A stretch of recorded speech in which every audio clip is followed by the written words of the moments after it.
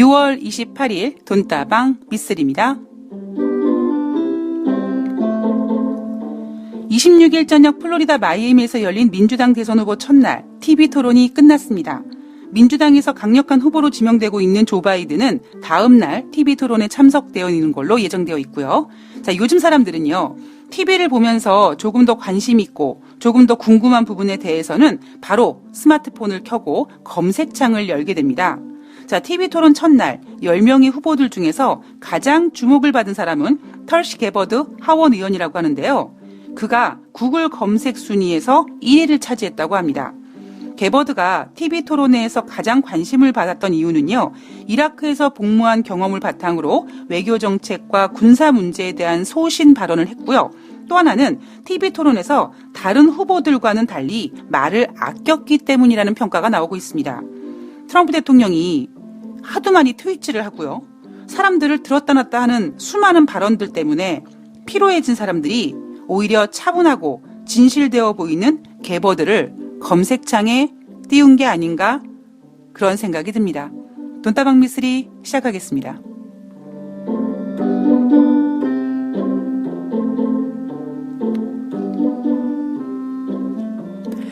네, 6월 28일 금요일 돈다방 미쓰리 시작하겠습니다. 물론 앞으로 29일도 남아있고 30일도 남아있지만 출근을 하시는 분들, 주 5일 근무를 하시는 분들이 실제로는 오늘이 6월달 마지막 업무 기간인 거죠. 야, 벌써 우리가 2019년 시작한 것이 어제 같은데 벌써 이렇게 반을 달려왔습니다. 자, 이제 여러분들께서는요, 과연 내가 2019년 초에 어떤 세웠던 계획들, 그러한 어떤 꿈들, 이런 것들을 플랜들을 잘 진행하고 계시는지 한 번쯤, 이번 주 주말에 중간 점검을 해보셔야 되는 게 아닌가, 그런 생각을 해봤습니다. 사람들은 자기와 조금 다른 성향을 가지고 있는 사람들을 좋아하죠. 저 같은 경우에는 워낙 말을 많이 하다 보니까요, 남자들이 말 많이 하는 남자를 그렇게 별로 좋아하지 않습니다. 과묵한 남자를 좀 좋아하는 편인데요. 그리고 또 하나, 예를 들면, 제가 막 무언가 머리를 엄청 써야 되는 무언가 그 스트레스를 많이 받는 어떤 일을 막 집중해서 할 때는요, 그 외적의 어떤 스트레스 해소하는 부분이, 어제 그 보리스 존슨 영국의 지금 보수당 당대표는 포도주 그 나무로 이렇게 버스를 만들고 그런 취미를 갖고 있다고 하는데, 저는 오히려 TV 같은 거를 볼 때는요, 진짜 아무 생각 없이 보는 프로그램 있잖아요.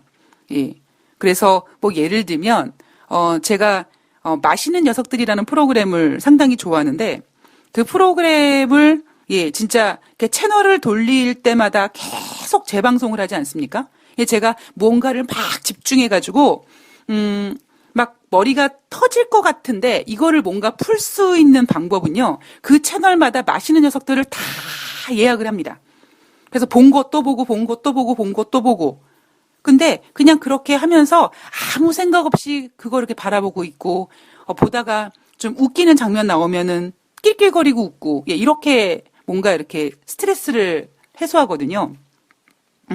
우리가 트럼프 대통령이 백악관에 들어간 순간부터, 우리는 어느 순간부터 경제 부분에서, 특히 뉴욕 주식시장 부분에서 이게 펀더멘털이 어쩌고 경제 지표가 어쩌고 이런 어떤 기업의 가치가 어쩌고 순이익이 어쩌고 이런 내용들보다는 트럼프 대통령의 트위터에 어떤 글이 올라왔대더라, 트럼프 대통령이 어떤 발언을 했대더라, 이런 것들로 금융시장이 추락펴락 되다 보니 아마 이 시장에 참여한 투자자분들은 피곤함을 느낄 겁니다. 그죠? 하물며 이 주식시장에 뛰어든 투자자들도 뉴욕 주식시장 마감에서 맨날 트럼프 대통령 하고 있으니 미국 국민들은 오죽하겠습니까? 한편으로는 너무 그동안 트럼프 대통령 트위터 이래서 스트레스 받아. 좀 과묵하고 좀 이렇게 좀 뭐라 그럴까요? 말이 없는 사람이 좀 진실되어 보이기도 하고, 뭐라 그럴까요? 뭔가 있어 보이죠? 제가 초등학교 다닐 때 그 시험 문제 중에서 다음 중 친구로 같이 놀면 안 되는 친구는 해가지고 예, 다른 보기는 기억이 나지 않는데 그 답이 뭐였냐면 3번 말 잘하는 친구였습니다. 그게 제가 선생님한테 따졌거든요. 왜 말 잘하는 친구를 사귀면 안 되느냐라고 따진 기억이 있는데 우리가 말을 많이 하면 그만큼 실수도 많이 하고 그리고 말을 많이 하면 듣는 사람이 어떤 좋은 이야기는 뭐 좋겠지만 그냥 막 그 좋은 이야기도 우리가 여러 번 들으면 뭐 별로 안 좋다라고 하지 않습니까? 그만큼 말은 아껴야 되는 걸로 우리가 알고 있는데 트럼프 대통령의 워낙 많은 발언들 그리고 그 발언이 어찌 보면 일관성이 있다라기보다는 어떻게 될지 모르는 뭐 2, 3주 내에 어마어마한 역사적인 경이로운 뭐 이런 얘기를 했다가 또 실제로 또 뚜껑을 까보면 그렇지도 않고 어떤 그러한 것에 대한 피로감을 미국 국민들이 느끼고 있는 게 아닌가. 뭐 저는 이번에 구글 검색창에서 털시 게버드 하원 의원이 1위를 차지했다라는 부분 그리고 그 1위를 차지한 이유가 과묵했던 부분이 진실되어 보였다. 그래서 물론 이날 토론회는 조 바이든이 참석하지 않았습니다만 앞으로의 경선에서는 트럼프 대통령이 국민들에게 준 그 피로감을 얼만큼 힐링시켜줄 수 있는가, 그 카드를 가지고 있는 후보가 국민들의 지지를 좀 받지 않을까, 뭐 그런 생각을 조심스럽게 해봤습니다. 네, 미쓰리가 이번 주에 여러분들께 미쓰리가 생각하고 있는 한 주의 시장 분위기를 설명해 드리면서 제가 여러분 잘 모르겠어요 라고 했잖아요. 돈다방 미쓰리는 솔직한 방송이니까 그리고 저는 뭐 전문가도 아니고 그리고 제가 생각하고 있는 부분 중에 하나는요. 아무리 제가 뭐 쥐뿔만큼 뭔가 알고 있어도 사실 그런 부분을 알고 있을 때는 여러분 저는요 이런 부분 좀 확실하게 이렇게 생각하고 있습니다라는 거를 조금 단디하게 어필해 줄 필요가 있고 그러나 제가 모를 때 나는 모르지만 알고 있는 척하는 거를 전 상당히 싫어하거든요. 예, 제가 예전에 그러고 살아왔거든요. 예, 개뿔도 모르면서 증권회사 다니면서 아이고 나 증권 전문가 냅시고 예, 어깨에 힘주고 다녔던 적이 있었는데요. 다 의미 없습니다. 예. 그래서,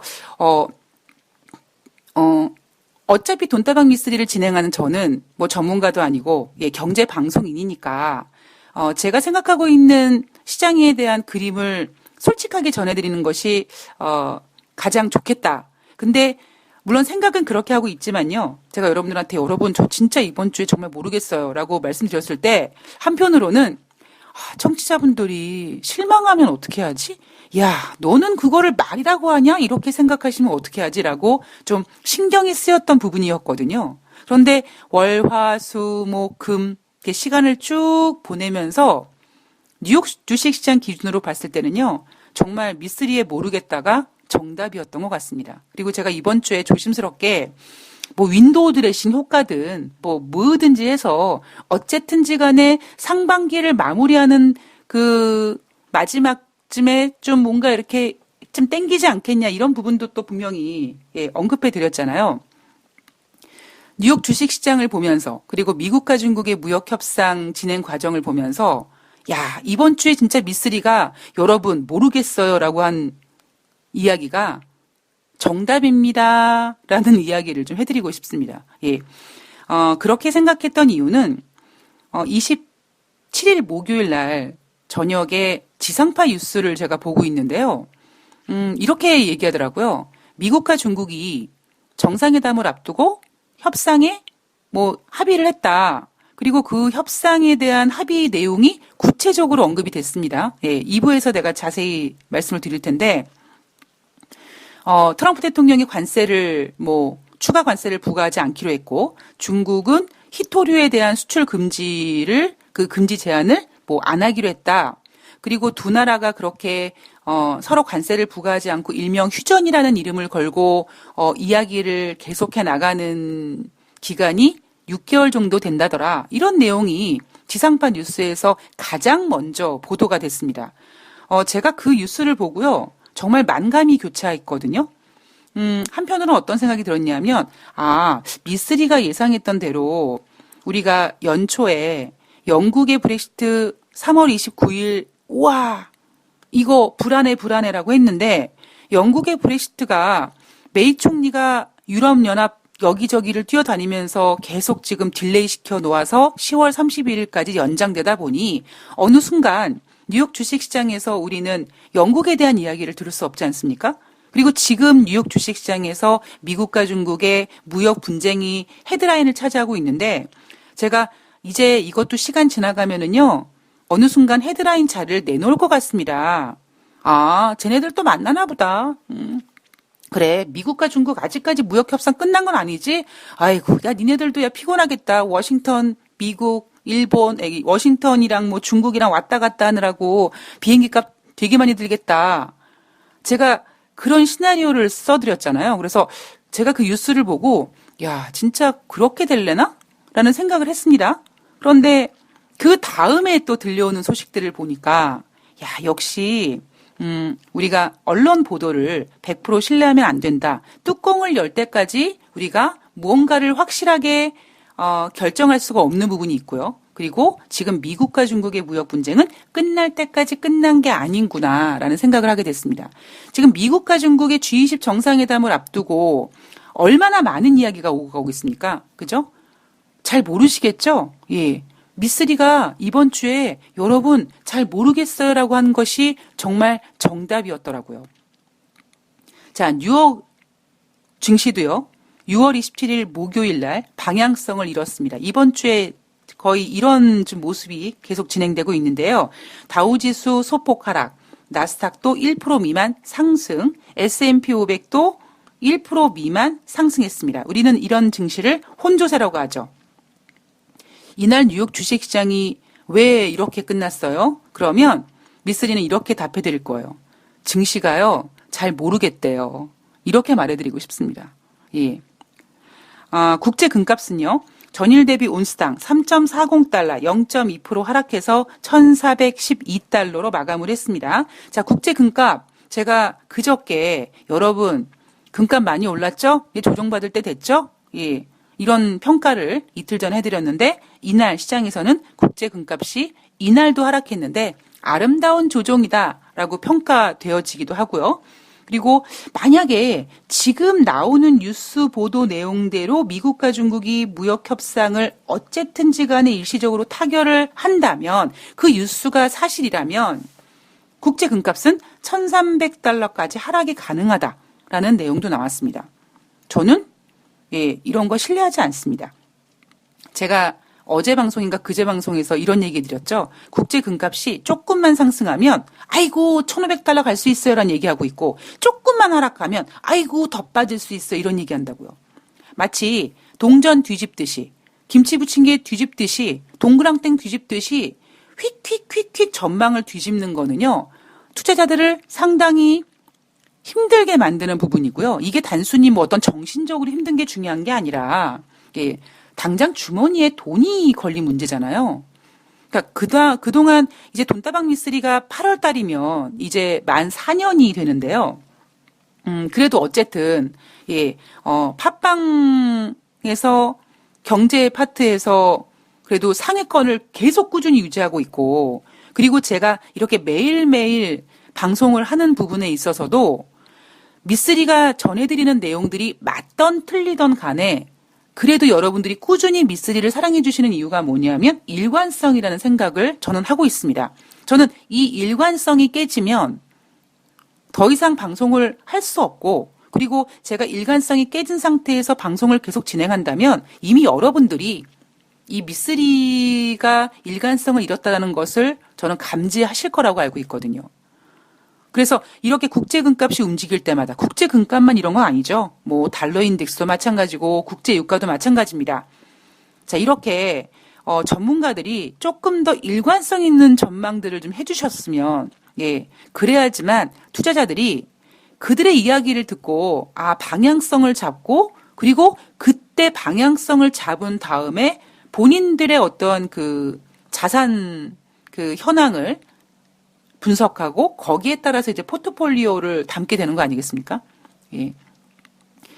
참 요즘 전망들 보면요. 야, 이렇게 가벼울 수가 있나. 진짜 먼지보다 더 가볍게 전망들을 휙휙휙 바꾸는 걸 보면서 이런 생각이 들더라고요. 야, 정말 전문가들이 저렇게 전망들을 휙휙 바꾸면 투자자들이 얼만큼 혼란스러워할 거고 얼만큼 정말 손실을 많이 보는 문제가 발생될까. 예, 그런 우려감이 좀 들더라고요.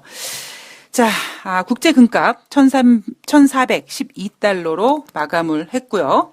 그리고 국제유가는요. WTI가 전일 대비 배럴당 0.05달러, 0.1% 상승해서 59.43달러로 마감을 했습니다. 자, 국제유가는요. 원래는 6월 25일부터 6월 26일까지 오스트리아 빈에서 정례회의를 갖기로 했었습니다. 그런데 이거 연장했죠. 언제로 연장했냐면 7월 1일부터 7월 2일로 연장했습니다. 연장한 게 아니라 이제 옮긴 거죠. 이렇게 회의를 미룬 이유는 G20 정상회담에서 무언가 나오는 걸 보고 결정하자. 예. 지금 국제 유가가 이란 문제 때문에 이 이란과 미국의 갈등 때문에 고공행진을 하고 있으니 자, 이걸 어떻게 증산을 해야 되나. 자, 그렇다고 또 증산을 하자니 지금 각국이 금리 인하를 해야 되는 분위기가 형성되는 것처럼 경제가 안 좋아지고 있는 것 같으니 또 수요가 감소될 것 같아서 쉽게 감산을 포기한다든가 증산하기도 어렵고 그렇다면 이 모든 거를 좀 뭔가 힌트를 얻을 수 있는 게 바로 G20 정상회담이다. 그래서 오펙 회원국들이 야, 우리 6월 달에 회의하지 말고 G20 정상회담이 딱 끝난 다음에 그 다음에 회의하자. 라고 7월 1일부터 7월 2일로 회의를 미뤘습니다. 자, 문제는 뭐냐면 7월 1일이랑 7월 2일 날 트럼프 대통령이 그러니까 회의가 끝난 다음에 7월 1일부터 7월 2일까지 오펙 회원국들이 회의를 끝난 다음에 트럼프 대통령이 관세 때리면 상당히 난감한 거겠죠? 자, 국제유가 모든 것은 G20에 달렸다라고 평가하고 있습니다. 자, 경제 지표는요. 주간 신규 실업수당 청구 건수가 전주 대비 1만 건 증가해서 22만 7천 건을 기록했다고 합니다. 7주 동안에 지금 최고치가 됐다고 하죠. 7주 전에는요. 23만 건도 됐었어요. 자, 여전히 역사적인 저점 부근이다. 즉 지금 22만 7천 명이라는 수치는 7주간 최고치지만 여전히 기준선인 30만 건 하회하고 있기 때문에 고용시장 둔화에는 우려할 순이 아니다라고 얘기하고 있습니다. 제가 어제 방송에서 이 미국이 뭐 금리를 인하해야 된다라고 주장하는 그 투자은행들의 어떤 근거들을 보면 만약에 미국이 금리를 인하했을 때 바로 효과가 나타날 수 있는 제조업 지표 같은 것들을 언급하면서 엠파이어 스테이트 지수, 필라델피아 연방은행 지수, 뭐 어떤 시카고 제조업 지수, 그다음에 PMI 지표 이런 것들을 지적하면서 금리 인하를 해야 된다. 자, 그런데 미쓰리는 경기는 흐름이고 추세다 보니까 특히 그들이 주장하는 엠파이어 스테이트 지수라든가 필라델피아 연방은행 지수 같은 경우에는 아직까지 신뢰성보다는 변동성이 워낙 커서 신뢰하기는 좀 어렵다. 그러나 미쓰리가 올해 미국이 금리 인하를 할 거라고 최초로 예상했던 그 근거는 고용지표였다. 미쓰리는 고용지표가 흔들리고 있다라고 주장하고 있지만 미국 내에서는 무슨 소리야. 우리 고용 좋아. 라고 얘기하고 있는 거죠.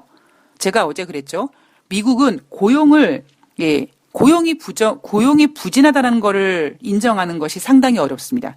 예. 그렇기 때문에, 주간 신규 실업수당 청구 건수가 지금 23만 건에서 지금 3천 건 부족한 숫자잖아요. 자, 22만 7천 건이 나오고 7주간 최고치를 기록해서 시장에서는 지난번 6월 7일 날 발표된 고용지표 때문에 지금 발발발발 떨고 있거든요.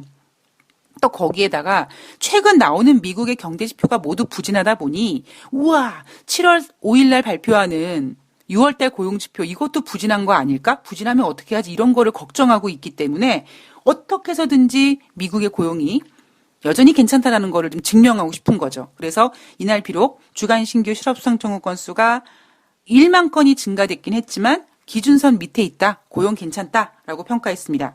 그리고 이날 2019년 미국의 1분기 GDP 확정치가 발표가 됐죠. 자, 속보치는 3.2였습니다. 이 속보치 3.2가 발표됐을 때 엄청나게 흥분했죠. 자, 그래서 이 3.2%의 수치를 보고 트럼프 대통령은 만약에 연준이 금리를 인하했다면 미국의 경제 성장률은 뭐 4%, 5%, 6%까지 갈 수 있는 거였다. 연준 때문에 미국 경제가 지금 3.2밖에 안 됐다. 뭐 이런 평가도 내렸습니다. 그런데 속보치는 3.2였지만 그 다음 달에 발표된 잠정치는 속보치보다 0.1% 감소되게 발표가 됐고요. 이날 발표된 확정치는 그래도 잠정치를 유지해서 3.1%로 확인됐습니다. 자, 단기적으로 미국 경제가 좋지도 않지만 동시에 나쁘지도 않다. 자, 미쓰리가 뭐라고 했습니까, 여러분? 이번 주에 그 관전 포인트는 뭐라고요? 모르겠다. 예. 지금 미국 경제가 좋은 것도 아니고 나쁜 것도 아니고 잘 모르겠네. 이번 주의 키워드. 예. 잘 모르겠네입니다. 자, 그리고 1분기 개인 소비 지출이요. 미국 같은 경우엔 전분기 대비 0.9%밖에 상승하지 못했다고 합니다. 잠정치는요. 1.3% 증가된 걸로 됐기 때문에 지금 개인 소비 지출이 잠정치보다 0.4% 덜 나온 거죠. 자, 미국 소비 부진합니다. 지난번 6월 14일 날 미국이 발표했던 미국의 소매 판매, 산업 생산 잘 나왔어라고 했죠. 자, 그때 잘 나왔다라는 건 미쓰리가 뭐라고 평가했습니까? 그 한 주 동안 중국이 나름대로 잘 버티고 경제지표 잘 나오다 보니 미국이 가만히 있어봐라 이거 금리 인하가 좋기는 한데 금리 인하를 하기 위해서는 미국의 경제지표가 부진하다고 해야 되고 그러다 보니 미국 증시가 하락하고 이거 괜히 미국과 중국의 무역 분쟁이 진행되는 가운데 중국은 오히려 경제지표가 잘 나오는 것처럼 보이고 우리는 못 나오는 것 같고 이거 안 되겠는데 쪽팔리는데 그래서 6월 14일 날 무슨 소리야 우리 소매 판매 산업 생산 괜찮거든? 그리고 그날 발표된 중국의 소매 판매 산업 생산에 대해서는 물론 중국이 숫자로만 따지면 미국보다 훨씬 증가된 수치가 나왔습니다. 그러나 워낙 중국은 좀 숫자가 아직까지는 좀 크게 나오는 구간이다 보니까 어떤 숫자에 꽂혔다기보다 뭐 전년 동기 대비 수치가 뭐 십몇 년 만에 최저치야, 17년 만에 최저치야 이렇게 중국을 비하하면서 상대적으로 미국 소매 판매와 산업 생산이 잘 나왔다라고 평가를 했었습니다. 자, 그런데 1분기 개인 소비 지출 앞서 발표됐던 잠정치보다 부진하게 나왔습니다. 자, 여러분 이번 주 돈다방 미쓰리를 들으시면서 뭐 그동안 미쓰리가 쭉 해왔던 얘기 여러분 미국은요 경제가 좋다고 얘기하는데 미쓰리가 이렇게 경제 흐름들을 쭉 짚어나가면서 그때 제가 여러분들한테 여러분 미국 경제지표 부진합니다라고 얘기할 때는요 오히려 이런 게 있었어요. 그 당시에 발표된 경제지표는 뭐 전월 대비 얼마가 증가됐습니다. 그랬는데 미쓰리는 아예 경제는 흐름이고요. 어떤 뭐 지표가 수정돼서 하향 조정됐고요. 뭐 그래서 뭐 커플링은 빼라고 있는 거고 알리바이는 깨라고 있는 거고 경제지표는 수정하라고 있는 거고 이런 얘기를 드렸죠. 자, 그런데 이번 주에는요. 정말 빼도 박도 못하고 미국 경제에서 발표되는 모든 경제 지표가 다 부진합니다. 예. 제대로 하나 화끈하게 나와준 게 없었습니다. 자, 이제는 연준이 트럼프 대통령의 압박이 아니라 자기네들이 확인한 경제 지표를 통해서 금리 인하해야겠죠. 인플레이션 지표가 목표치에 도달하지 않았지만 연준은 그동안 고용이 좋았기 때문에 금리 인상을 단행해 왔습니다. 자, 과연 앞으로 고용이 흔들리는 모습을 보면서 연준이 얼마큼 버틸 수 있을지 이것도 또 관건이겠죠. 자, 6월 27일 목요일 뉴욕 주식시장 마감 현황 살펴봤고요. 2부에서는 이날 발표된 글로벌 이슈 아마 여러분들께서 가장 궁금해하시는 부분이 미쓰리 미국과 중국 무역 협상 이거 어떻게 될 것 같아? 빨리 시나리오를 좀 내줘 이렇게 하실 텐데 거기에 대한 이야기 2부에서 풀어가 보도록 하겠습니다. 2부에서 뵐게요.